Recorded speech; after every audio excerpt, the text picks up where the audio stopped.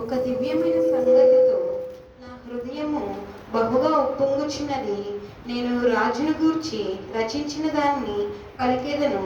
నా నాలుక త్వరగా వ్రాయువు అని కలువవలేనున్నది.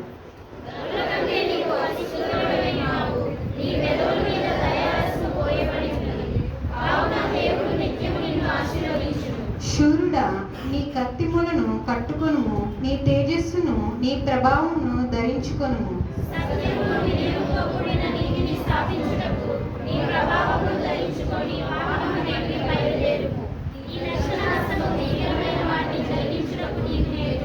నీ బాణములు వాడిగలవి, ప్రజలు నీ చేత కూలుదురు.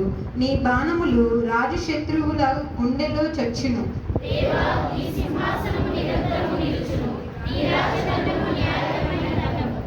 నీవు నీతిని ప్రేమించి భక్తిహీనతను ద్వేషించుచున్నావు.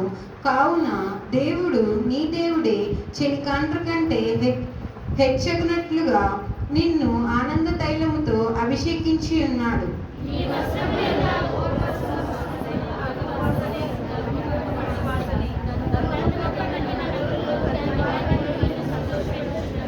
నీ దయనుండిన స్త్రీలలో రాజుల కుమార్తెలున్నారు.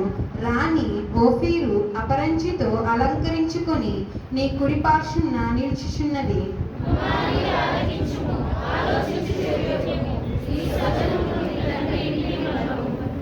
ఈ రాజు నీ ప్రభువు, అతడు నీ సౌందర్యమును కోరినవాడు.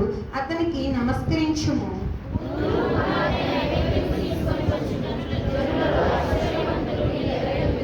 అంతఃపురములో నుండు రాజు కుమార్తె కేవలము మహిమగలది.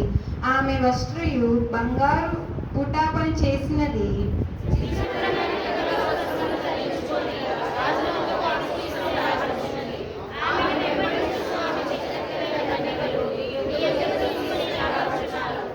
ఉత్సాహ సంతోషములతో వారు వచ్చుచున్నారు, రాజనగరులలో ప్రవేశించుచున్నారు.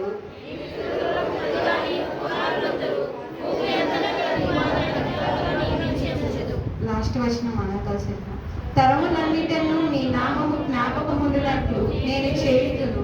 కావున జనములు సర్వకాలము నీకు కృతజ్ఞతాస్తుతులు చెల్లించెదరు. దేవుడి వాక్యం.